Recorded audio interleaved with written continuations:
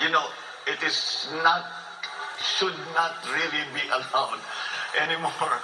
Dapat in the year 2022, dapat wala na tayong nakikitang palay na tinutuyo sa highway. Dahil dapat meron na tayong binigay. Yeah, si Rolex knows this well from, because sa local talagang yun ang problema eh. So, tapos yung mga milling, dapat talaga meron tayong milling na small scale, large scale, depending on what everyone. So, the value stays with the farmer. Hindi pumupunta sa trader na may malaking milling na planta. I mean, there's nothing wrong with the traders. They have a part to play. But let's keep as much of the value added and give it back to the farmer. And then, if we are able to do that, gumanda ang ating production, bumura ang ating production cost, we can directly sell it. And the kadiwa is the example that we always use. We can sell it to the public at a lower price, assuming the government will not make a profit, because the government should not make a profit. So they should be able to sell these basic agricultural products for less. Mr. Marcos, we all know that your campaign's theme is unity. And recently, you made a statement on an issue that, would test your call for unity, because this issue is really polarizing in our country. And I'm referring to your statement on LGBTQ rights. And so my question is, there are a lot of interests that had to be balanced here, especially that even though that we are a secular country, our people, around 80% of our people have really, really strong religious beliefs, and these two things, are always contrary to each other. So my question is, how will you balance the legitimate aim of protecting the rights and welfare of LGBTQ people while at the same time respecting the legitimate interests of religious groups that they can freely pursue their belief on this matter?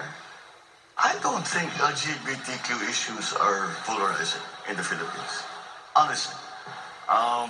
I think we are much more open-minded about it, considering the fact that we are in fact a very Roman Catholic country. But then you must, and so that I don't think it's polarizing at all. I think Filipinos are, I don't know how to put it, but we're much cooler than most other places when it comes to these things. And I think when I talk to the members of that community, wala namang hinihingi na special treatment ng mga LGBTQ. Wag lang, do not discriminate against us. Yun lang naman yun eh. We don't want a special program for you, for ourselves. We want to do something. Just patas lang. Patas lang, pare-pareho lang. Na kahit LGBTQ kami, kahit matanda kami, kahit come from the wrong place, I don't know, whatever. All forms of discrimination are some things that we have to guard against, because that's corrosive. That just gets in the way. It doesn't help. It doesn't help anything. So that, I think, is the approach to LGBTQ issues: is just fight discrimination every step of the way. There's a pool of talent in every sector of our society that we need to take advantage of, and so we cannot exclude any part and say hindi pwede yan, hindi na ayaw namin sa ganyan. And let me get to the point. I mean, LGBTQ, Roman Catholic, you say that it's a.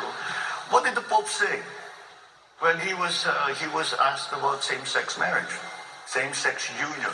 Let me correct myself. Same-sex union. And I think the Pope said it perfectly. Who am I to judge? And that's the attitude that all of us should have. And with that, I think we'll go down the correct place. We will go down the right path. Yeah, I think this will be... Professor Carlos, I know that you warned me about senior citizens losing their train of thought, but I have been instructed to go on a commercial break. So we'll start off. Yes, we'll start the next round with your question. Okay. I promise that. Yeah. Okay, thank you. Thank you, everyone. We have more questions coming from our panel, so don't go away. The Deep Probe SMNI presidential candidates interview will be right back.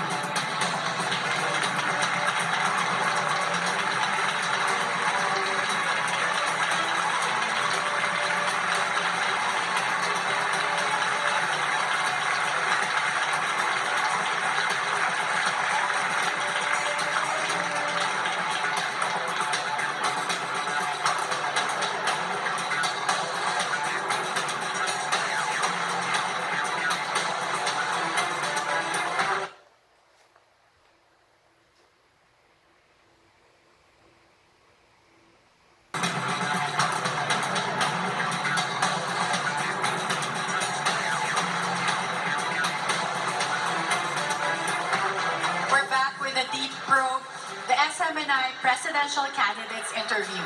And again, 1 hour went by so quickly. So we're down to the last question for our last candidate for the evening.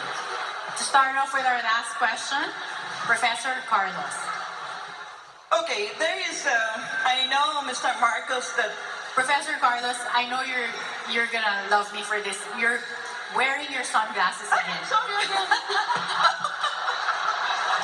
Ay, mag-forgive na kayo, ha? You will all be 75 also. Unless you die young. Hello. Humirit pa yan. Okay, Yes, ma'am. I have a sense that this will be the last time I shall interact with you in a venue like this. So, let me introduce something which I have tested in my class on elites in politics. And this involves moving into an area called predicting leadership decision-making. So I hope you don't mind if I give you 3 short questions, but they are related to each other. And it will give our people a chance to know you in terms of your leadership style. The first question is, do you think that you're basically an optimist rather than a pessimist? Number 2, do you think you are basically a high-risk taker rather than a low-risk taker? You'll notice the 2 are related.